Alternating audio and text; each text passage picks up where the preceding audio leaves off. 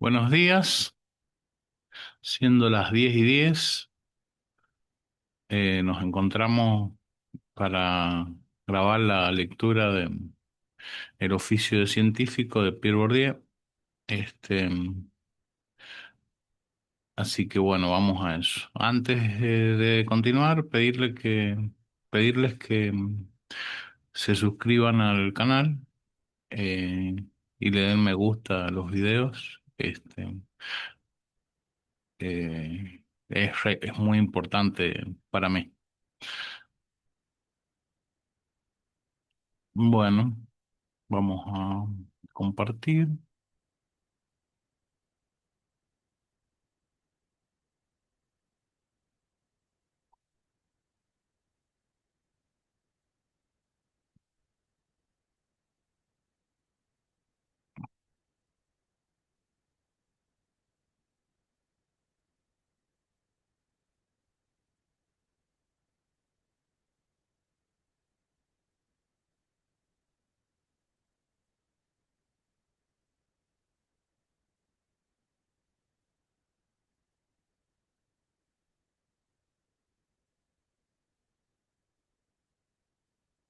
Bien. Nos habíamos quedado en el parágrafo cuarto del segundo eh, punto del segundo capítulo. El segundo capítulo se llamaba Un mundo aparte. Se llama Un mundo aparte y el parágrafo cuarto eh, se llama, tiene por título Una lucha regulada.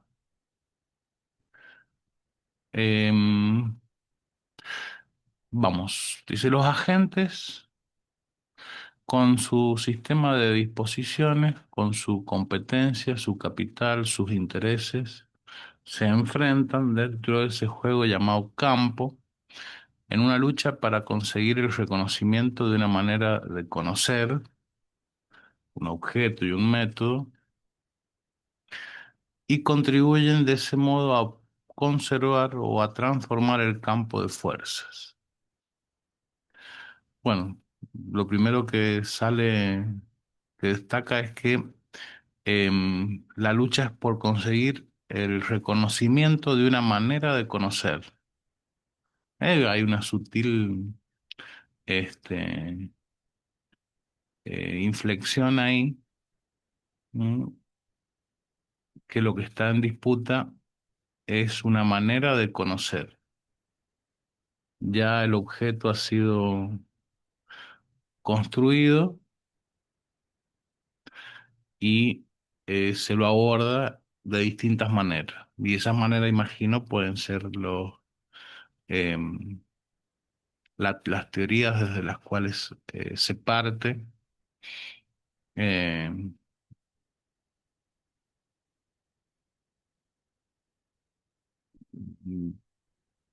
sí, las teorías de las cuales se parte, ¿no? Entonces está en lucha por una manera de conocer y contribuyen de ese modo a conservar a transformar el campo de fuerza. Un pequeño número de agentes y de instituciones concentran un capital suficiente para apropiarse prioritariamente de los beneficios procurados por el campo para ejercer un poder sobre el capital poseído por los restantes agentes, sobre los pequeños portadores de capital científico. El poder sobre el capital se ejerce en realidad mediante el poder sobre la estructura de las distribuciones de posibilidades de beneficios. Los dominantes imponen, gracias a su mera existencia, como norma universal, los principios que introducen en su propia práctica. Esto es lo que hace cuestionar la innovación revolucionaria que altera la estructura de la distribución de las posibilidades de beneficios y con ello reduce los beneficios de aquellos cuyos beneficios están vinculados a la antigua estructura. En términos de Kuhn sería, bueno, los que están adentro del paradigma y los que se quedan por fuera del paradigma, ¿no? Entonces, eh, el paradigma incipiente em, altera la distribución de fuerzas de ese campo, eh, y sabíamos que las fuerzas tenían que ver con el capital científico acumulado, ¿no?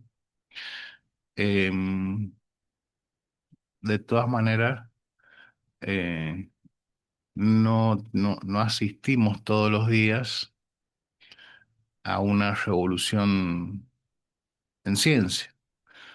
Eh, para muestras basta un botón, se dice por ahí.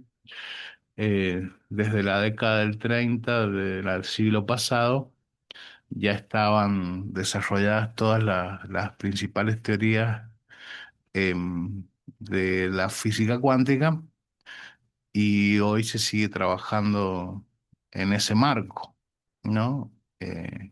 Ya han pasado casi 100 años, em, es decir, no existe un cambio paradigmático este, tan veloz. Lo que sí se ve en la em, traslación em, a la técnica, en este tiempo que nos toca vivir, em, que hay revoluciones tecnológicas, eso sí, ¿no? Muchas novedades en muy poco tiempo, pero eso es tecnológico, no es científico, ¿no? Que son dos cosas que hay que separar, eh, porque tienden a confundirse.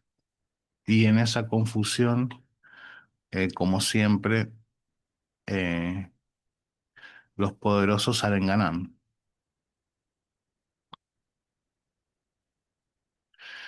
Em, es decir, vale la pena investigar tal o cual, en tal o cual área, versus lo que de esa ciencia se puede hacer tecnología. Esos temas eh, son apremiantes permanentemente, ¿no?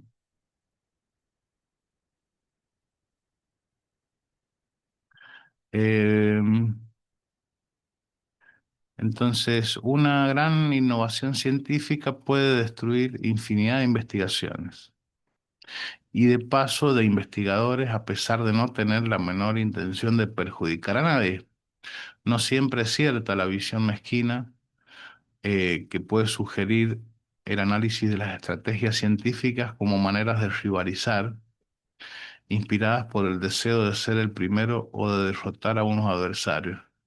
Se entiende que las innovaciones no sean bien acogidas, que susciten resistencias formidables, que pueden recurrir incluso a la difamación, muy eficaz contra un capital que, como cualquier capital simbólico, es fama, reputación, etcétera.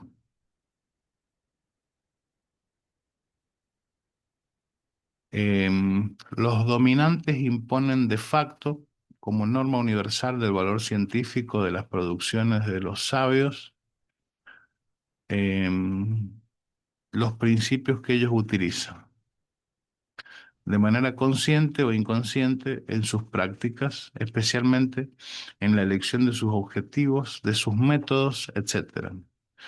Se han constituido eh,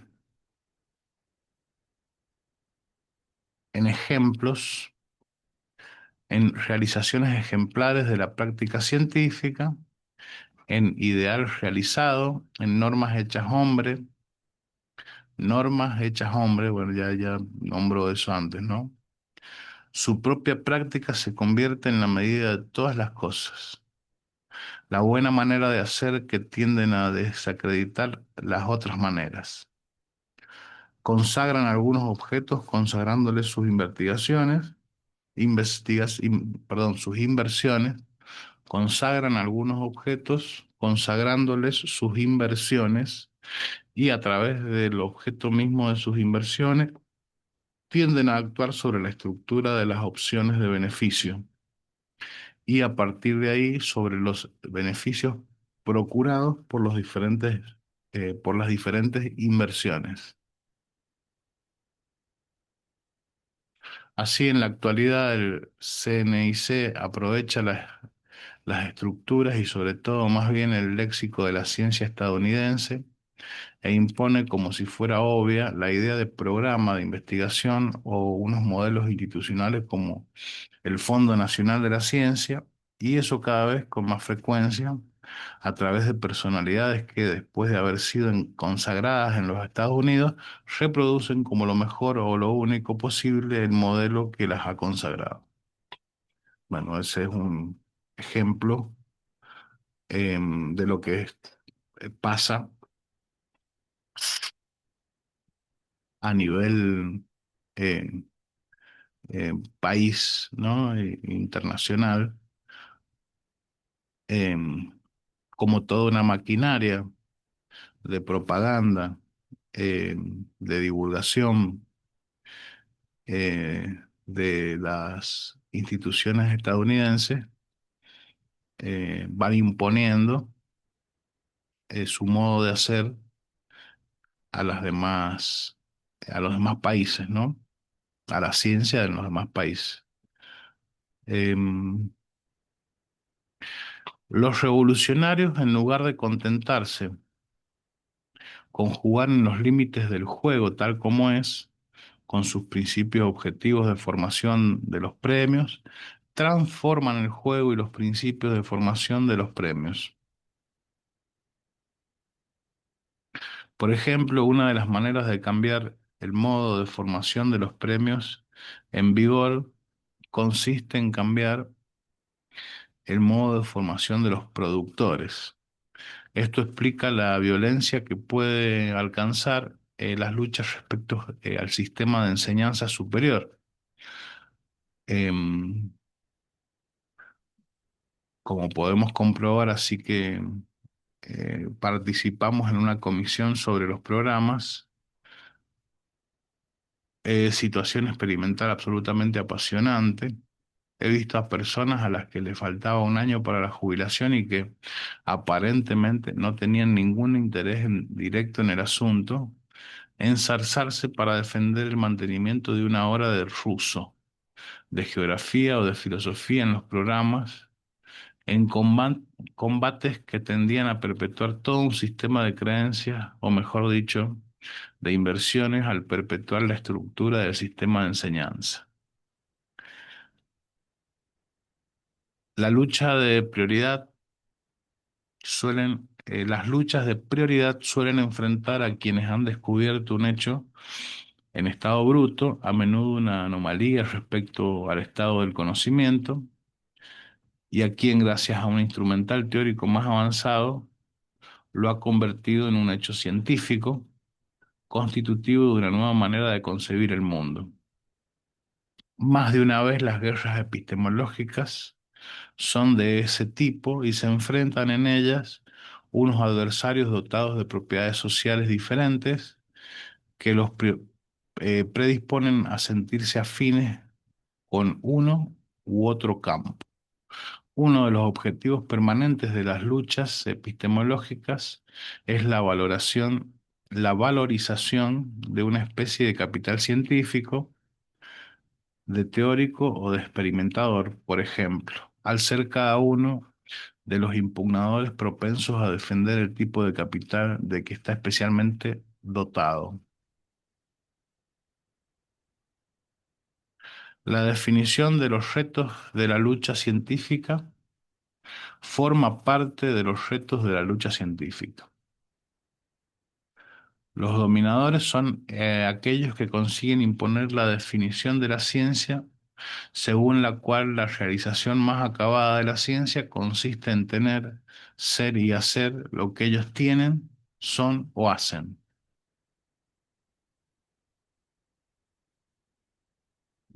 O sea que está la definición misma de ciencia está en disputa cada vez que aparece una disputa por eh, el objeto y el método y la teoría con que abordar ese objeto, ¿no? Las revoluciones científicas conmocionan la jerarquía de los valores sociales relacionados con las diferentes formas de práctica científica y, por tanto, la jerarquía social de las diferentes categorías de científicos. Una de las particularidades de las revoluciones científicas es que introducen una transformación radical al tiempo que conservan las adquisiciones anteriores.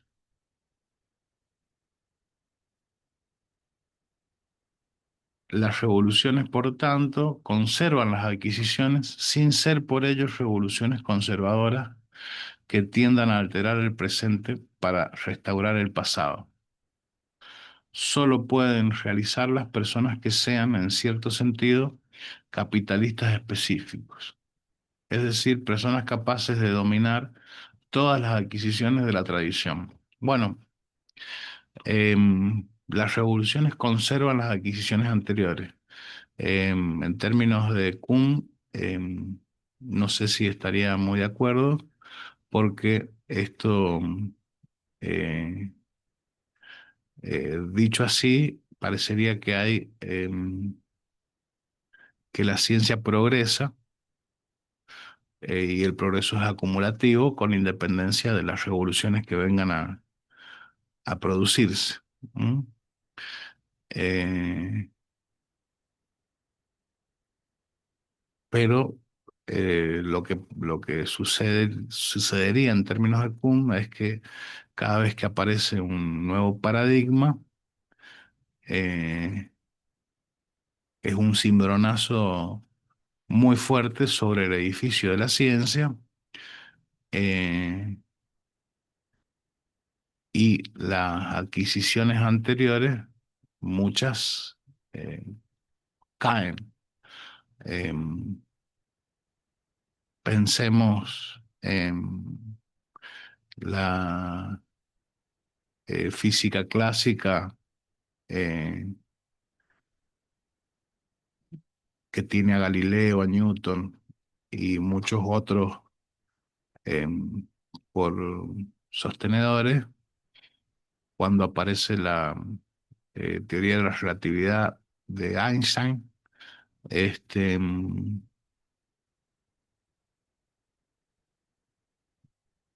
podríamos decir que las teorías anteriores se sostienen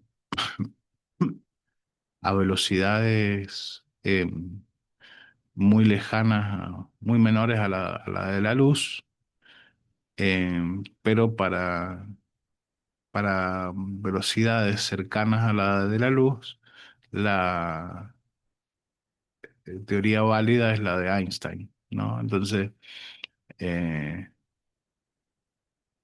e incluso podemos hacer todo el cálculo con la teoría de Einstein y,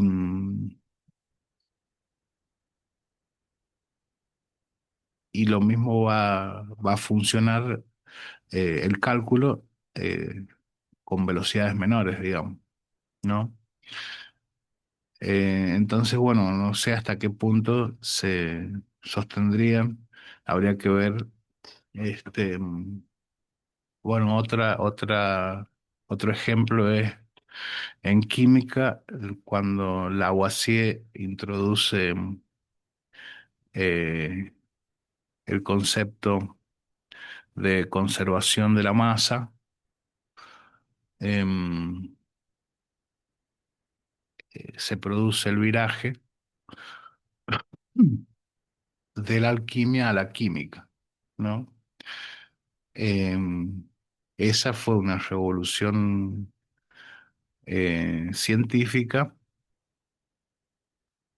en el terreno de la química que no conservó prácticamente nada de de los viejos alquimistas, ¿no? Eh, Así que bueno, habría que ver. Las revoluciones, por tanto, conservan las adquisiciones sin ser por ello revoluciones conservadoras que tiendan a alterar el presente para restaurar el pasado. Solo pueden realizar las personas que sean, en cierto sentido, capitalistas específicos, es decir, personas capaces de dominar todas las adquisiciones de la tradición.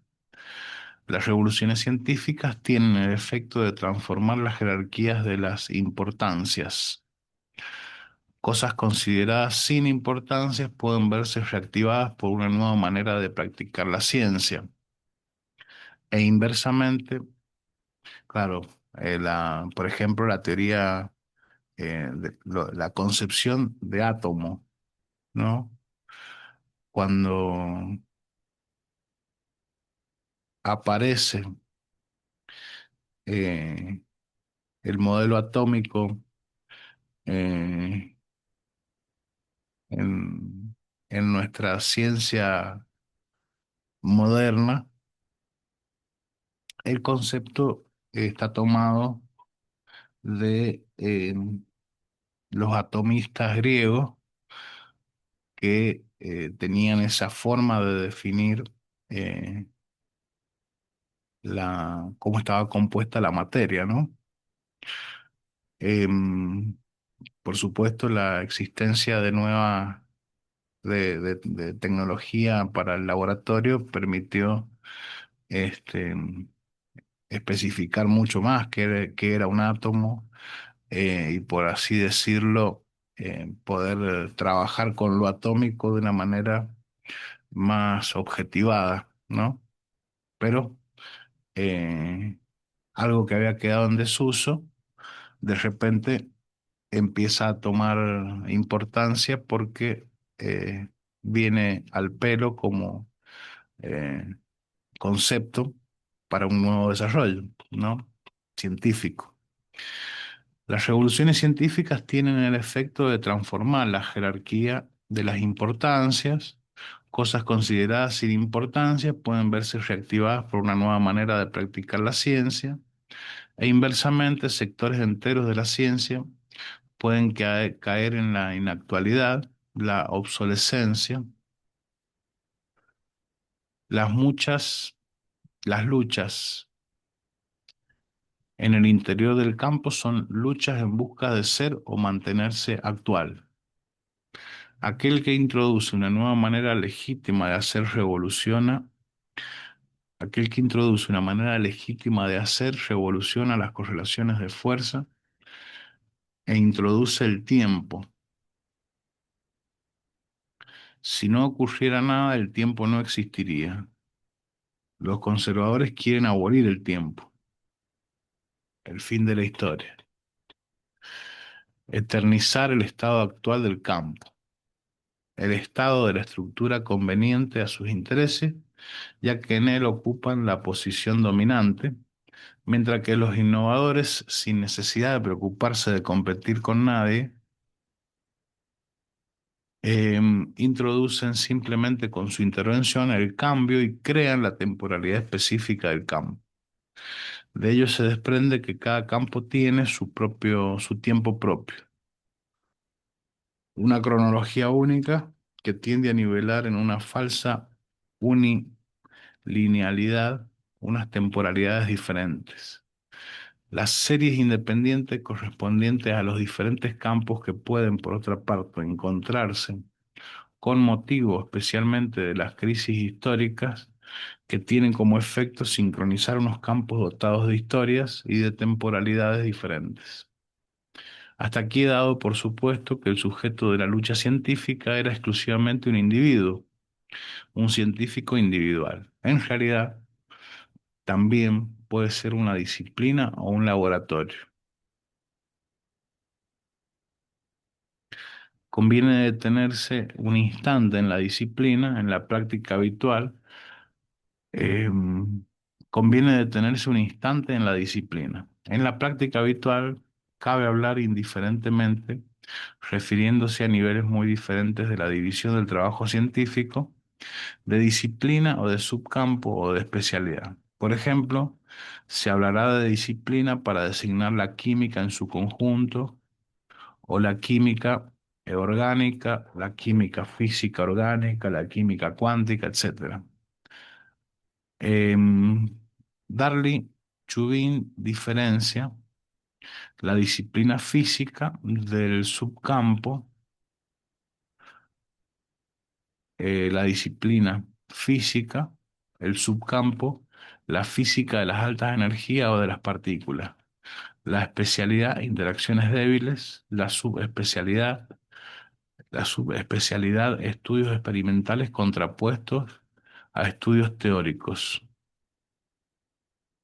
La disciplina es un campo relativamente estable y delimitado y, por tanto, relativamente fácil de identificar.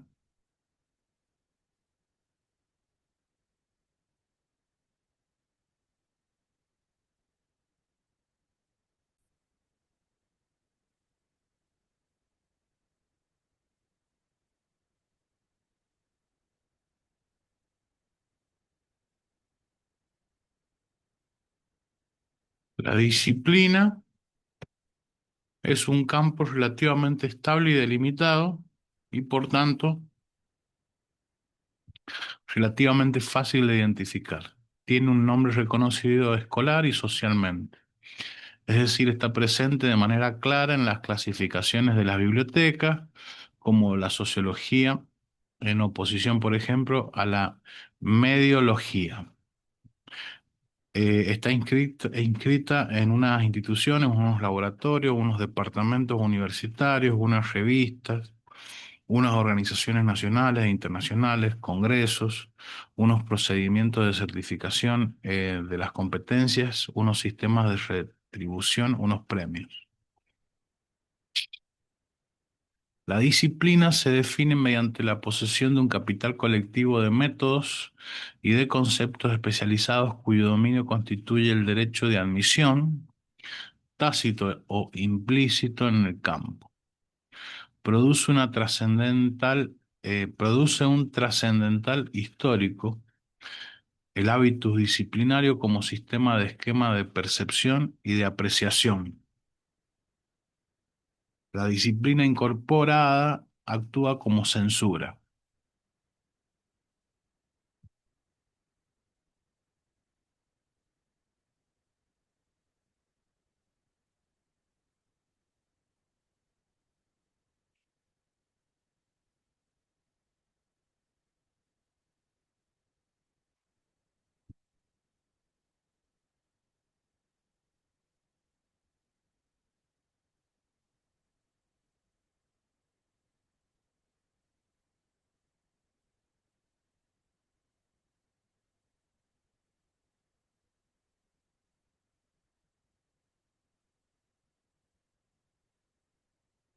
Em,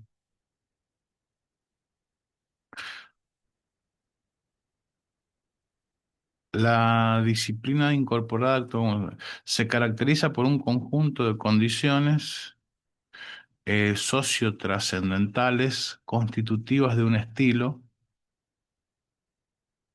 Abro aquí un paréntesis sobre el concepto de estilo. Los productos de un mismo hábitus se caracterizan por una unidad de estilo.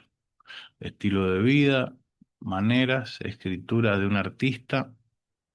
En la tradición de la sociología de la ciencia, el tema del estilo está presente en Mannheim, en Ludwig Fleck, que habla de estilo de pensamiento, es decir, de una tradición de presupuestos compartidos, en gran parte invisibles y jamás cuestionados, así como de colectivo de pensamiento, comunidad de individuos que intercambian regularmente ideas, las ideas compatibles con los presupuestos fundamentales del colectivo son integradas y las restantes rechazadas.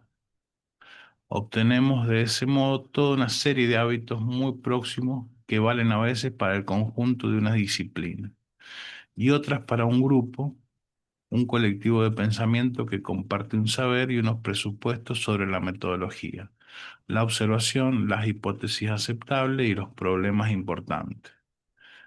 Ian Hacking habla también de sistemas cerrados de prácticas de la investigación, Closed System of Research Practice.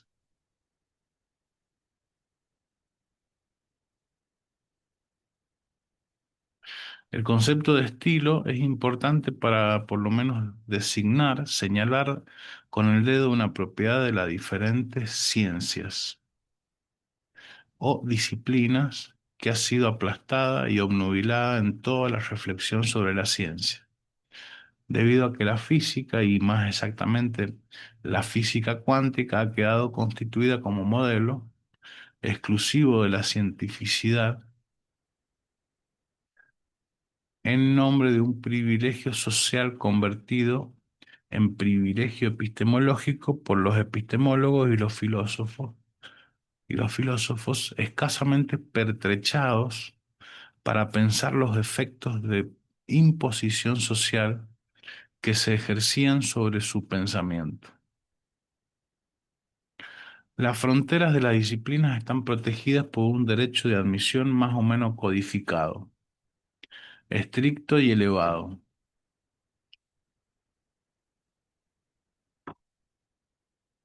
más o menos visibles, son a veces el objetivo de disputas en las disciplinas vecinas. Claro, en esto a mí se me ocurre que es la desventaja que tiene la ciencia respecto del campo artístico, digamos, ¿no? En donde uno en el campo artístico puede desplegar, eh, si cuenta con ello, porque también hay que contar con eso, ¿no? Pero uno puede desplegar su creatividad y dejar volar la imaginación. Después, si es consumido o no su producto artístico, es otra cosa. Pero uno puede, en principio, dejar volar su imaginación. Aquí, la frontera de la disciplina en la ciencia, lo cual no quiere decir que sea más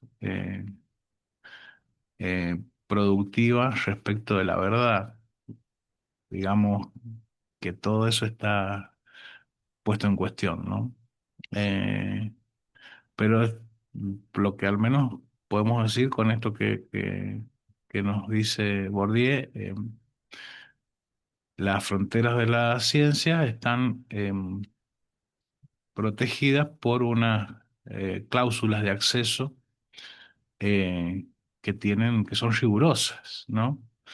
Eh, Hay que poder dar cuenta de que uno porta eh, con el eh, capital necesario eh, de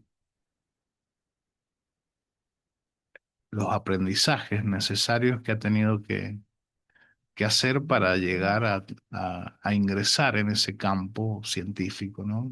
En una disciplina en particular.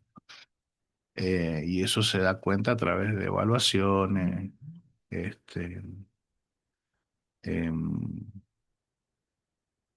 evaluaciones en general, pero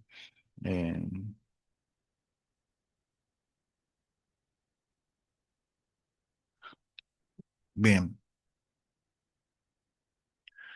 dice, pueden existir algunas intersecciones entre las disciplinas, alguna de ellas,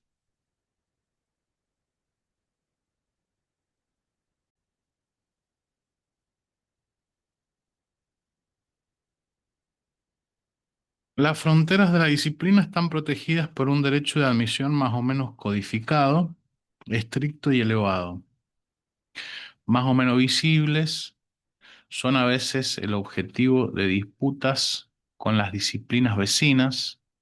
Pueden existir algunas intersecciones entre las disciplinas, algunas de ellas vacías y otras colmadas, que ofrecen la posibilidad de extraer unas ideas y unas informaciones de un número y de una variedad más o menos grandes de fuentes.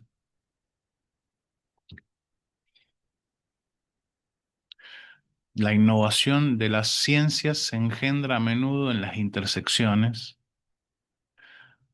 Em, la noción de campo científico es importante porque recuerda, por un lado, que existe un mínimo de unidad de la ciencia y por otro, que las diferentes disciplinas ocupan una posición en el espacio jerarquizado de las disciplinas y que lo que ocurre allí depende parcialmente de esa posición. Me referiré en primer lugar a la cuestión de la unidad. El campo científico puede ser descrito como un conjunto de campos locales, disciplinas, que comparten unos intereses, por ejemplo, un interés de racionalidad que se enfrenta al irracionalismo, la anticiencia, etcétera, y unos principios mínimos. Claro, habría que ver qué es racionalidad. ¿M? Em, ya demostró eh, Godel, lo pronuncio así porque no sé cómo se pronuncia, que la disciplina que vertebraba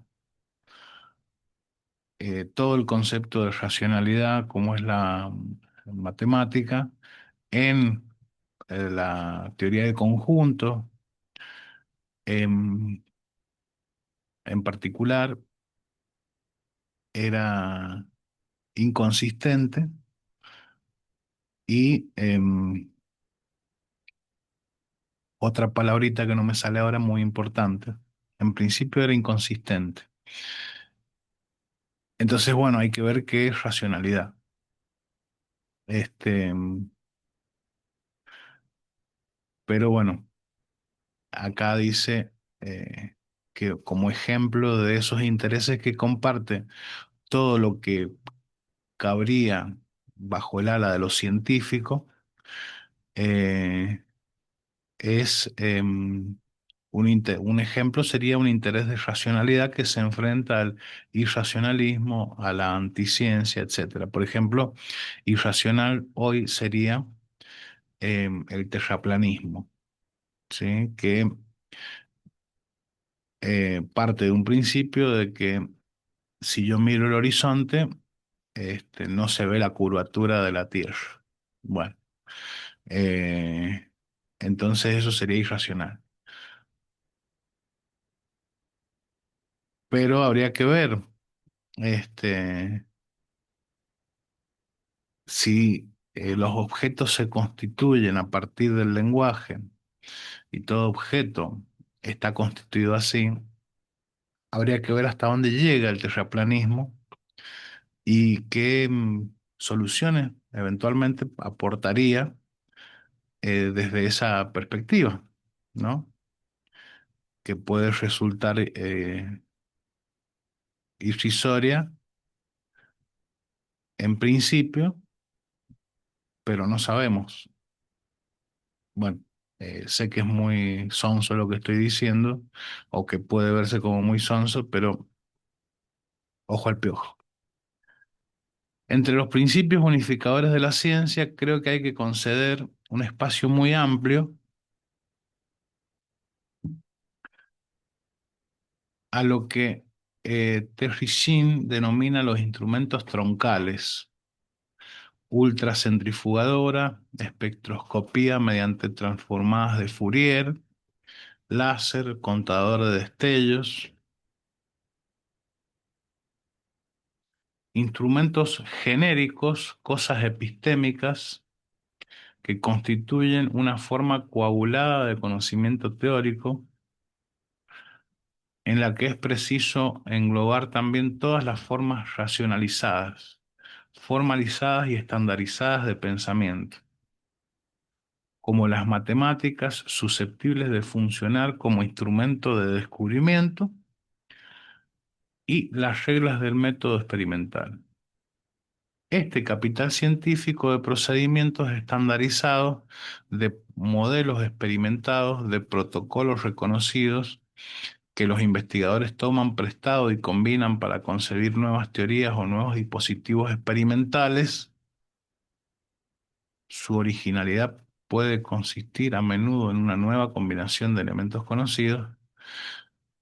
Toda esta serie de eh, procedimientos, modelos, protocolos, actúa como factor de unificación y antídoto contra las fuerzas centrífugas al imponer la incorporación de las reglas que presiden su práctica. Protocolos de utilización. Otro principio unificador es, sin duda, el efecto de demostración que ejerce la ciencia dominante en todo momento y que constituye el principio de los préstamos entre las ciencias. Efecto de demostración. Una disciplina no solo se define por unas propiedades intrínsecas, sino también por unas propiedades que debe a su posición en el espacio de las disciplinas.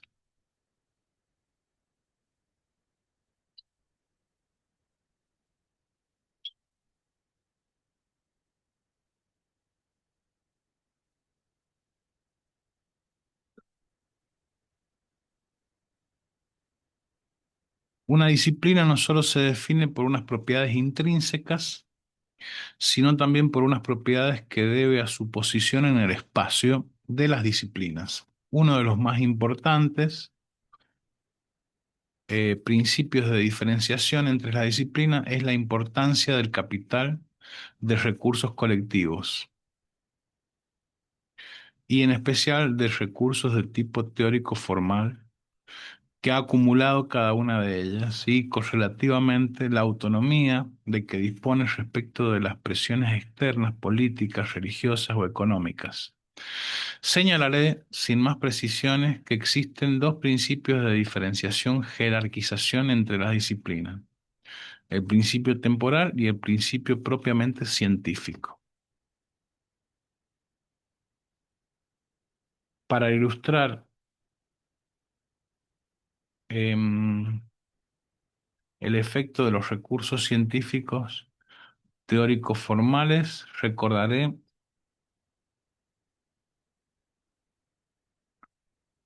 las relaciones entre la física y la química apoyándome en los libros de Nye del 93 y de Pierre Laszlo del 2000. La oposición entre la física y la química aparece en todos los niveles de diferenciación y en especial entre la física mecánica, basada en fundamentos axiomáticos y matemáticos, y una mera ciencia taxonómica y clasificatoria que se basa en fundamentos descriptivos y empíricos.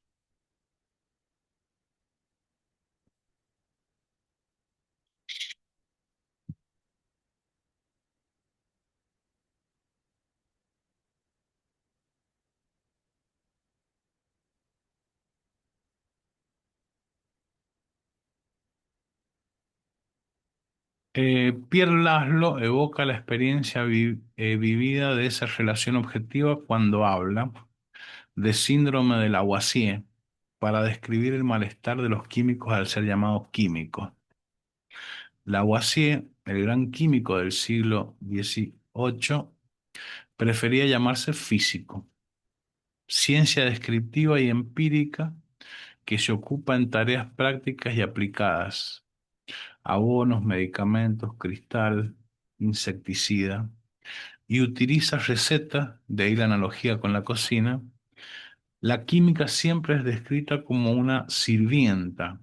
Laszlo recuerda el aspecto infantil y lúdico de la química, que al igual que las restantes características ya mencionadas, se inscribe en una homología con la oposición entre lo masculino y lo femenino, que reaparece con toda claridad en la oposición entre física teórica y química orgánica.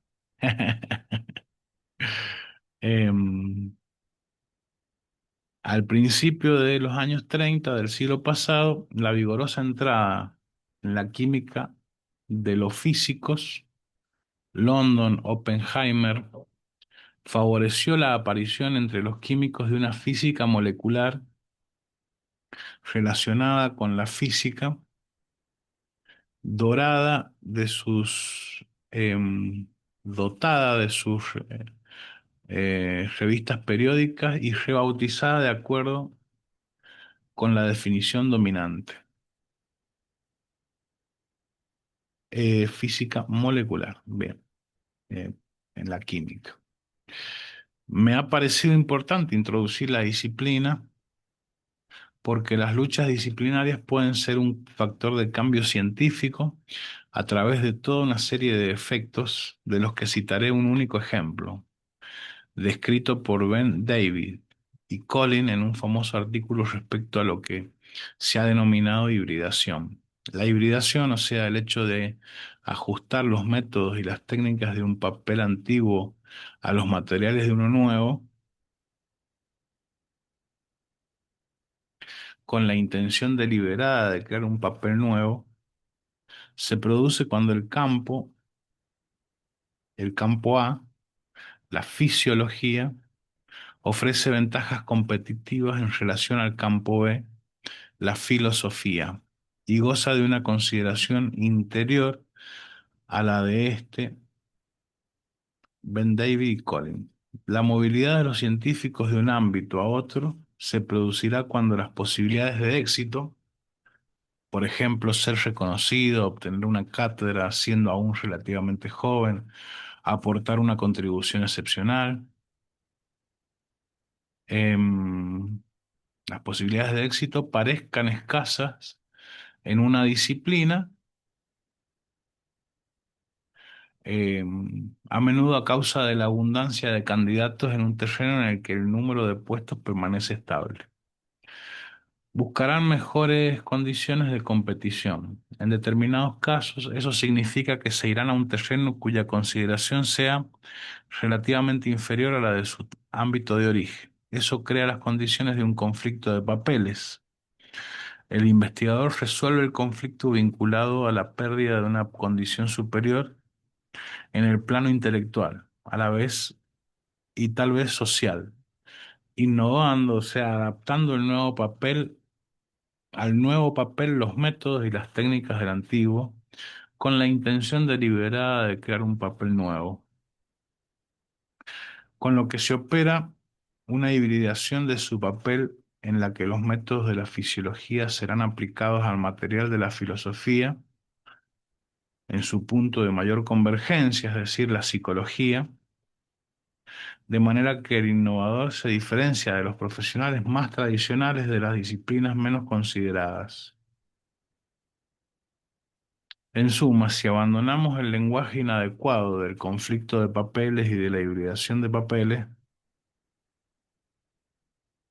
y la filosofía de la acción que supone, podríamos decir, concibo que, confío que se percibirá que no se trata de un mero cambio de lenguaje. Podríamos decir que ese fenómeno aparece cuando los representantes de una disciplina dominante, la filosofía en el caso de Fechner y de Durkheim, se dirigen hacia una disciplina dominada, la psicología o la sociología, lo que les provoca una pérdida de capital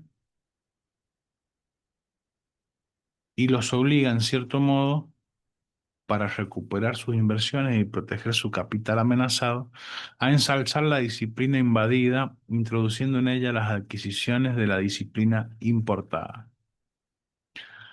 Pero la construcción de una disciplina también puede ser el objetivo de una empresa colectiva, orientada por unos agentes que tienden a asegurarse los medios económicos y sociales para realizar un gran proyecto científico y descubrir el secreto de la vida, si se da el caso. Me gustaría recordar muy brevemente, convendría poder entrar en todos los detalles, la historia de los denominados Faish Worker, trabajadores de los pagos. Faish Worker, grupo dotado de una cultura indiferenciada y de una estructura normativa, las cuales desempeñaron el papel de factores de integración, especialmente para los estudiantes formados por el grupo, Historia ejemplar que muestra el error teórico y práctico que cometen los que creen que es posible extraer del estudio de los laboratorios unos principios de estrategias calculadas de engrandecimiento de uno mismo y de golpes políticos en el universo científico.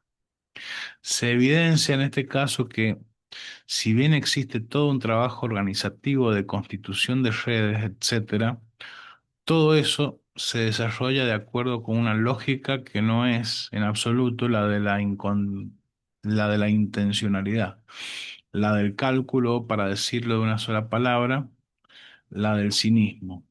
En primer lugar, tenemos un grupo paradigma que se interesa por el mismo problema de investigación y constituye una reserva de contactos potenciales. A continuación, se instauran unas relaciones reales a través de una red de comunicaciones, Network for Communication, que aumenta mediante cooptaciones sucesivas. Acto seguido, vemos crearse poco a poco un auténtico grupo, clúster, por impulso de Max Delbrück, que organiza el curso de verano sobre los pagos. El reconocimiento como grupo se basa en la existencia de un estilo intelectual común, dogma central, y de una vida social, así como evidentemente en los primeros inventos. Al carisma del líder le corresponde un papel determinante, pues aunque cometió numerosos errores, por ejemplo, al intentar desviar a Watson de la química, acertó en su elección eh, del problema y en su intención de encontrar el secreto de la vida. Bueno, está hablando de el programa Genoma Humano. El paso del estado de clúster a la condición de especialidad se vio facilitado por la tradición universitaria estadounidense de descentralización y de competición. La biología molecular consiguió la condición de departamento al comienzo de los años 1960. En suma, el éxito está marcado por la conversión del carisma en algo habitual. Bueno, nos detenemos aquí, dejamos marcado para continuar. Em,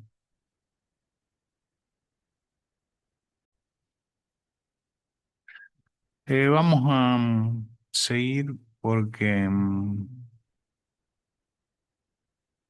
queda poquito y así no...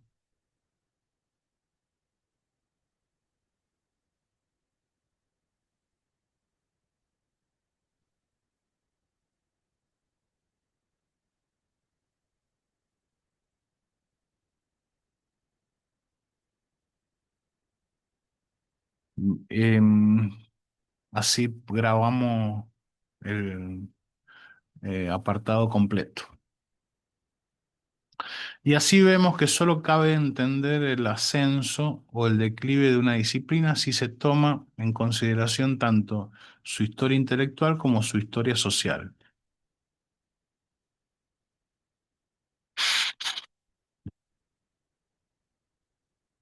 yendo desde las características sociales del líder y de su entorno inicial hasta las propiedades colectivas del grupo, como su atractivo social y su capacidad de conseguir discípulos.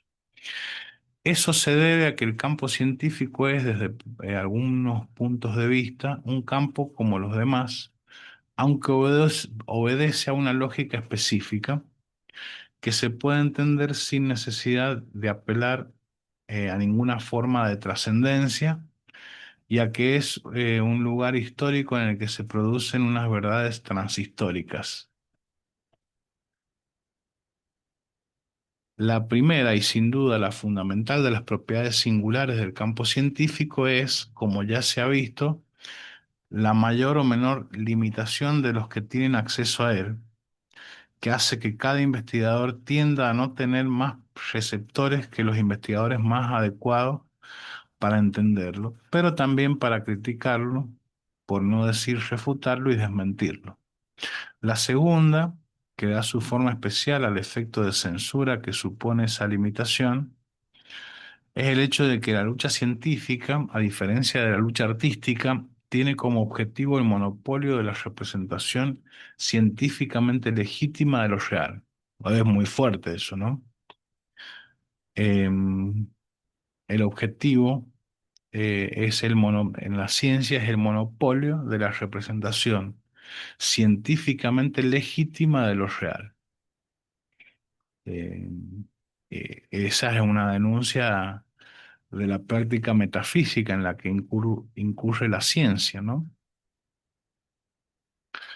Eh, y los investigadores en su confrontación aceptan tácitamente el arbitraje de lo real, tal como puede ser producido por el equipo teórico y experimental efectivamente disponible en el momento considerado. Todo se plantea como si al adoptar una actitud próxima a lo que los fenomenólogos llaman la actitud natural, los investigadores se pusieran de acuerdo tácitamente sobre el proyecto de ofrecer una representación realista de lo real, o más exactamente, aceptar de modo tácito la existencia de una realidad objetiva por el hecho de aceptar el proyecto de buscar y de decir la verdad del mundo y de aceptar ser criticados, contradichos, refutados en nombre de la referencia a lo real, constituido de ese modo, en árbitro de la investigación. Este postulado ontológico implica otro, el hecho de que exista un sentido, un orden, una lógica, en suma, algo que entender en el mundo sin excluir el mundo social, en contra de lo que Hegel denomina el ateísmo del mundo social, de que no se puede decir cualquier cosa respecto al mundo, anything goes, por utilizar la fórmula predilecta de Feyerabend, porque no todo es posible en el mundo. Es bastante sorprendente encontrar una expresión perfecta de ese postulado en Frege. Si todo estuviera en un flujo continuo y nada se mantuviera fijo para siempre, no habría ninguna posibilidad de conocer el mundo y todo estaría sumido en la confusión. Este postulado, que no siempre ha sido aceptado por el mundo natural, sigue siendo contestado en nombre especialmente de la denuncia del determinismo respecto al mundo social. Si todo estuviera en un flujo continuo y nada se mantuviera fijo para siempre, no habría ninguna posibilidad de conocer el mundo y todo estaría sumido en la confusión. Bueno, que es una manera de decir este, em, que el ser no fluye, digamos, ¿no? Las cosas son eh, para siempre. Bueno, es una forma de verlo. Este, pero que lo real es una disputa eh, que se establece en el campo científico, es importante, ¿no? Si el análisis sociológico del funcionamiento del campo científico no condena en absoluto un relativismo radical,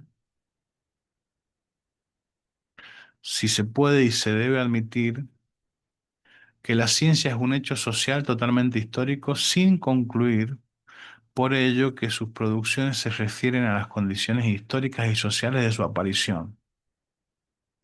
Está claro que el sujeto de la ciencia no es un colectivo integrado, como creían Durkheim y la tradición mertoniana, sino un campo y un campo absolutamente singular en el que las correlaciones de fuerza y de lucha entre los agentes y las instituciones están sometidas a unas leyes específicas, dialógicas y argumentativas que se desprenden de dos propiedades fundamentales estrechamente vinculadas entre sí.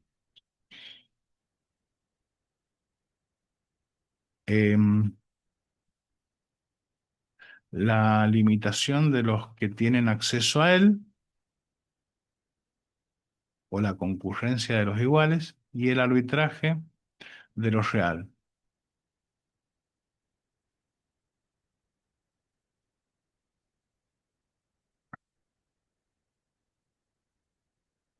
Entonces, está claro que el sujeto de la ciencia no es un colectivo integrado, sino un campo, y un campo absolutamente singular, en el que las correlaciones de fuerza y de lucha entre los agentes y las instituciones están sometidas a unas leyes específicas que se desprenden de dos propiedades fundamentales. Entonces, ese campo está sometido a unas leyes específicas que tienen por fundamento dos propiedades. Eh, la limitación de los que tienen acceso al campo y el arbitraje de lo real que he enunciado anteriormente.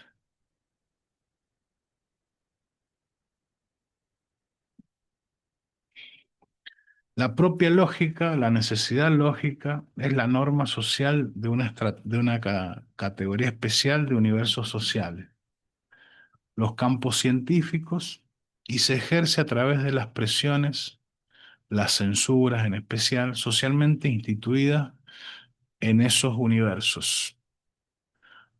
Para sustentar esa proposición es preciso cuestionar todo un conjunto de hábitos mentales como, por ejemplo, el que inclina a percibir la relación de conocimiento como una relación entre un científico individual y un objeto.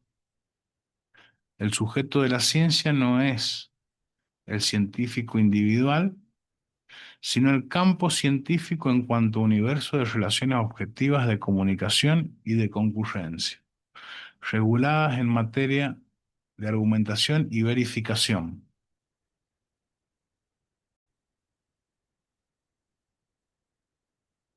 Los científicos jamás son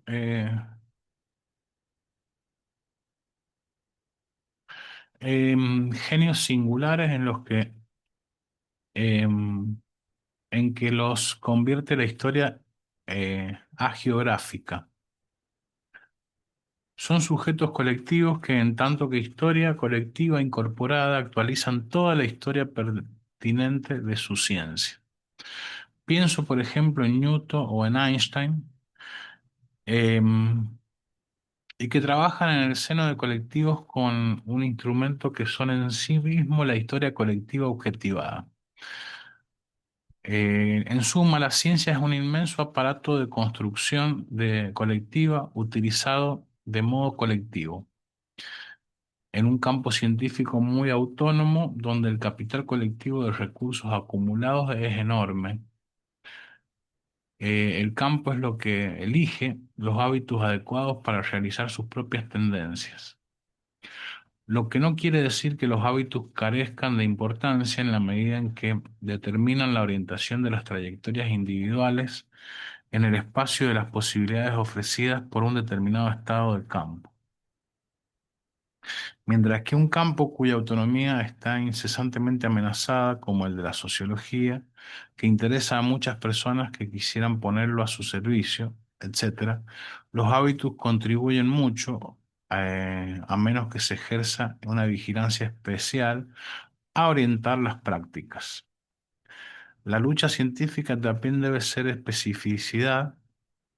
La lucha científica también debe su especificidad, y este podría ser el tercer principio de diferencia respecto a las luchas artísticas, también caracterizada en sus estudios más avanzados por la eliminación de los que tienen acceso a ella. La lucha científica también debe su especificidad al hecho de que los competidores por el monopolio de la representación em, legitima la realidad objetiva Dispone de un inmenso equipo colectivo de construcción teórica y de verificación o falsificación empírica, cuyo dominio se exige a todos los participantes en la competición. Paréntesis. Deseo citar una vez más a Terry Sheen: la ciencia cada día depende más de toda la tecnología de la investigación. Research Technology, que tiende progresivamente a su autonomía para convertirse en una disciplina que ofrece, siguiendo la lógica de su propio desarrollo, nuevas posibilidades a las restantes disciplinas. Fin del paréntesis.